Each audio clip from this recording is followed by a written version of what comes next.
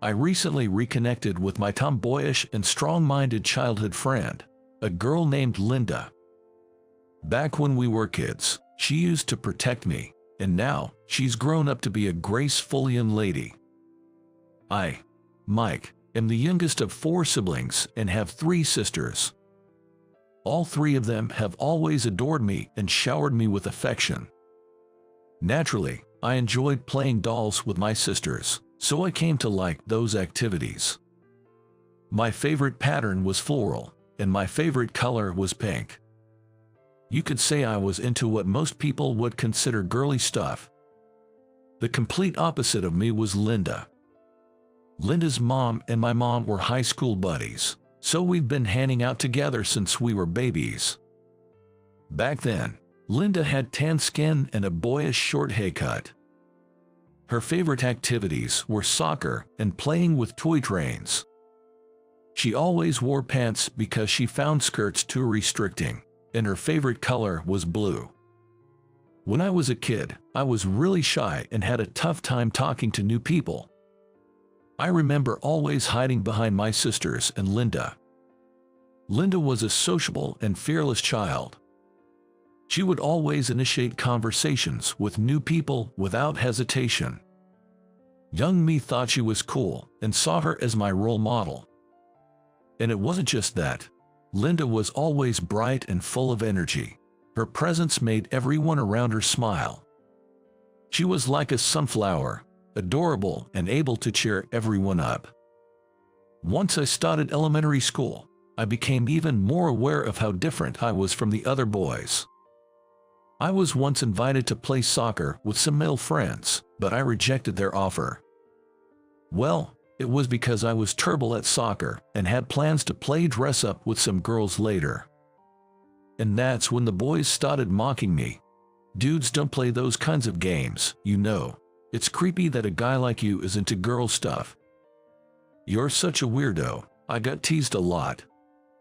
Back then, I was too timid to talk back, so I just held back tears and did my best not to cry. That's when Linda stepped in and defended me from those bullies. Why can't a boy play girly games? What's wrong with that? Y'all are the ones acting weird by ganging up on someone and bullying them, she said. The boys looked like they were about to say something else, but Linda cut them off. I'll tell the teacher if you keep picking on Mike. They ran off immediately. Snitching to the teacher has always been a power move. I was sniffly and teary-eyed when I thanked Linda. Linda, thank you. I'm sorry for being such a coward and not standing up for myself. Linda took a handkerchief from her pocket and started wiping my eyes. Don't cry anymore, Mike. You're not weak, you're kind. Don't worry, I'll always protect you. I'll never forget Linda's smile when she said that. As she promised, Linda always stayed by my side and protected me from bullies. I kept thinking how great it would be if I could always be with Linda, who was cool, cute, and kind. But reality struck in the 2nd grade of elementary school. Linda was moving away. It was hard for me to accept that truth. On the day Linda moved, my mom and I went to send her off. I wanted to thank her for always being there for me and to tell her how much I liked her. Linda, thank you for everything, and well, I feel a certain way about you. Linda, you know. I managed to say my thanks, but I just couldn't muster the courage to say those 3 simple words, I love you. Seeing my hesitation, Linda gave me a comforting smile. Mike, take care. We're gonna be apart, but keep your chin up. Hopefully, we can meet again someday. Goodbye. Linda's final goodbye was trembling. Hearing that, my own goodbye came out even shakier than hers, I think. More than a decade has passed since then, and now I'm in my 2nd year of university. I've grown taller, and my voice has deepened. I think I look more masculine compared to my childhood. But inside, not much has changed. I still enjoy cooking and sewing, and I like floral and cute dot patterns. I prefer sweets over meat. I was teased in middle school with comments like, "Are you gay or something?" but I ignored them. I didn't want to worry Linda by showing that I was hurt by such comments. I lost touch with Linda after she moved, but I didn't want to live in a way that would make her worry, even if she wasn't around. In high school, I joined the Arts and Crafts Club. I started talking with girls who had similar hobbies and realized that I felt more comfortable with them than the boys. College was pretty much the same story. The good thing about high school and college is that you can choose your school and friends, unlike mandatory education.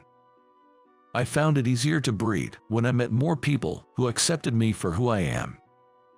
I'd love for Linda to see who I've become. But I had no idea where she was, and I thought we'd probably never meet again. Or so I thought. But then, at the first social event for my college seminar, I ran into her again. Linda, my first love, and someone I had always admired.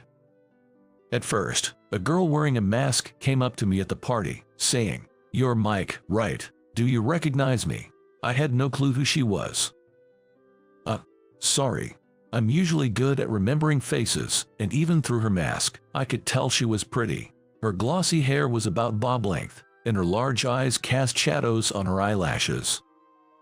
Her voice sounded familiar, but I just couldn't place it.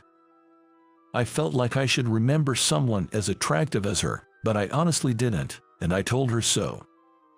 She chuckled at my reply. "Wow, you're so cold-hearted." With that, she took off her mask. Seeing her whole face, my mind went blank. Her features had matured since childhood, becoming even more beautiful. Her hair, once short and boyish, had grown into a lovely bob. There was no mistaking it. She was Linda, my childhood friend. My eyes were drawn to her slender arms and the nape of her neck, both of which had become decidedly feminine. "Wait, Linda." Linda let out a relieved sigh. "I would have been shocked if you have completely forgotten about me. Long time no see, Mike." Seeing her again after 10 years was a surprise, especially how stunning she had become. It turned out we were both attending the same university, just different departments. It's a large campus, so we hadn't noticed each other during our freshman year. This reunion after a decade was incredibly heartwarming for me. We're both past 20 now, and you've had your birthday too, right? Let's have a drink together. Invited by Linda, I got carried away and started drinking fast, even though I'm not used to alcohol. Before I knew it, I felt sick and was stuck to the bathroom. Ow, I feel terrible. Geez, if you can't handle alcohol, you should have said so. You okay? Linda's concerned voice came from outside the bathroom. Sorry, I was so happy to see you again, I might have got carried away. I was honest, perhaps because I was drunk, and Linda's voice sounded delighted in response. Haha, thanks. I can resist alcohol so I can't get drunk, but I got carried away too. I was really happy and excited. Until then, I'd felt awful, but something about Linda's words made that feeling vanish. After that, Linda and I took a taxi home together. Her place wasn't too far from mine. Before getting out of the taxi, we also exchanged contact information. Knowing I could text Linda anytime made me grin from ear to ear. After that, we started keeping in touch and hanging out together. About 2 months since reuniting with Linda, we planned to meet up at a cafe on campus. I arrived pretty early and was sitting at the outdoor seating when I saw a female friend of mine, with red eyes, walking by. She noticed me and gave me a forced smile and wave. I couldn't just sit there, so I left my stuff at the table and approached her. What happened? Something wrong. The girl's name was Monica.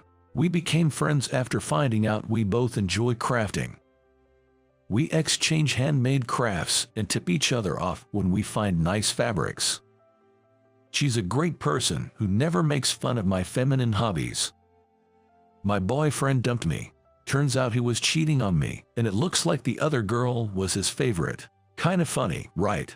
I couldn't help but remember when, 6 months ago, Monica had told me with a big smile, I got a boyfriend. She'd been hyped because it was her dream to get a yes after confessing to someone she'd liked for so long. Seems like she fell for a bad guy though. I saw her picture. She's super gorgeous and does some modeling jobs. No wonder I can't compete. Monica began to tear up, unable to hold it in any longer. But we were sitting outside of the cafe, and I could feel the eyes of people around us, so I took Monica behind the building.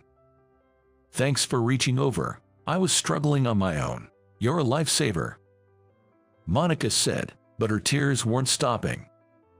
I was deeply concerned for her, seeing how she was putting on a brave face. Are you sure you're okay? Can you make it home? I can make it home, but could you lend me a shoulder? Cheer me up a bit. But don't get me wrong, I mean as friends, okay? I laughed at Monica's hurried clarification about not meaning anything romantic. In my friend circle, there's never been a romantic action with any of the girls. According to them, I'm apparently like a mom to everyone. I get it. With that, I hugged Monica's shoulders and patted her back, thinking that a full-on hug might be too much for her. Monica, you're an incredibly attractive girl.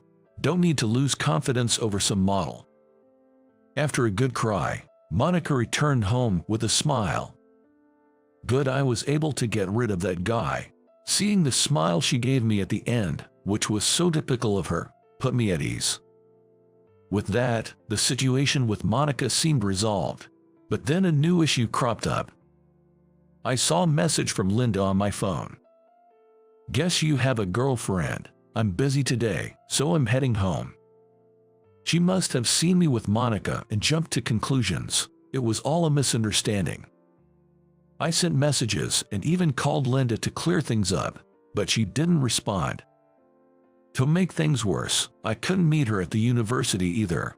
She was deliberately avoiding me. I hadn't seen Linda in over a week, and her birthday came while we had a cold war between us. I knew it was like stalking, but as a last resort, I waited for Linda until I finally got a chance to see her. When she saw me, Linda's eyes moistened. What do you want? You have a girlfriend, right? I saw you hugging. Don't lead me on if you're with someone else. It's confusing. It raises my hopes. Her eyes were misty, but she spoke as if she was angry. Yet what she was saying was full of affection for me, making me think, what a sweet girl she is. I chose my words carefully to not hurt Linda and explained what happened that day. She's like a best friend, and all I did was pat her back to comfort her after she got dumped by her boyfriend. I wasn't hugging her, I was just putting my arm around her shoulder, making sure her tear-streaked face couldn't be seen by passers-by. Does the other girl have any romantic feelings for you? I smiled and shook my head. Of course not. She's into real muscular guys. I'm not even close to her type. We're just friends. I've only had eyes for you, Linda. Upon hearing my last sentence, Linda visibly twitched. Seeing Linda get jealous over a girl standing in front of me made me want to protect her even more. I guess I've been in love with my childhood friend ever since we were kids. It was a moment of reaffirmation. When I was little, I looked up to you, Linda, who always protected me and fell in love with you. Running into each other again in college doesn't feel like mere coincidence. Now that we've reconnected, I want to take our relationship to the next level, beyond just childhood friends. I said that and looked at Linda again. Linda used to be called a tomboy by the adults around us, but nobody would say that about her now. She's grown into a woman, feminine and eye-catching. However, Linda didn't seem to think good about her own transformation. You liked the old me better, didn't you? I've changed a lot, you know. Linda mistakenly thought that I was into tomboyish girls. I was hesitant to say it, but sorry, I can't help it. I have to tell you, I love you. The old Linda and the new Linda, both are adorable. I love them both. Linda's face turned red at my confession. Wait, since when did you start saying embarrassing stuff like that? I've grown up, too. Besides, I've got a girl I like right in front of me after 10 long years. I don't want any misunderstandings due to a lack of words." Linda shyly but clearly said, "I like you, too." This confirmed that we held the same feelings, but I regretted giving Linda the wrong impression with my actions.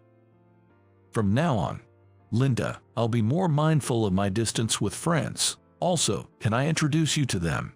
I have a lot of female friends, and I don't want to make you worry unnecessarily. I thought it might set your mind at ease if you knew who they were. What do you think? Thank you for considering my feelings. I'd be happy to get to know your friends." Seeing Linda's relieved expression made me feel relieved as well. "Linda, just like you said you'd protect me when we were kids, I promise to protect you now. Please, will you be my girlfriend?" Linda gave me her bright smile, like my favorite sunflower. "Yes, thank you. This is the happiest birthday of my life." I was truly relieved to clear up any misunderstandings on Linda's birthday. From that day, our relationship continued even as we became working adults, and we got married when we were 26. Now 30, we're blessed with 2 kids and are in the process of building our dream home. Yesterday, after putting the kids to bed, Linda and I were enjoying a cup of coffee together in the living room. That's when Linda asked me, "Your first love was the tomboyish me, but you started dating me after I became more feminine. Honestly, which version of me do you like the most?" Without even thinking, I answered, "I love you the way you are now. My love for you is probably gonna keep growing as we get older." Just saying what I felt made me incredibly embarrassed. And it seemed Linda was just as embarrassed. When our eyes met, her ears were as red as mine. We're such lovebirds, aren't we? Yeah, we are. Even though it was embarrassing, seeing Linda's happy smile made me think it was worth it. Reconnecting with my first love, getting married, and even having kids feels like a miracle. That's why I want to continue to protect the smiles of my beloved wife and children. And to do that, I plan to keep expressing my love, just like I did yesterday. I want us to remain like this forever.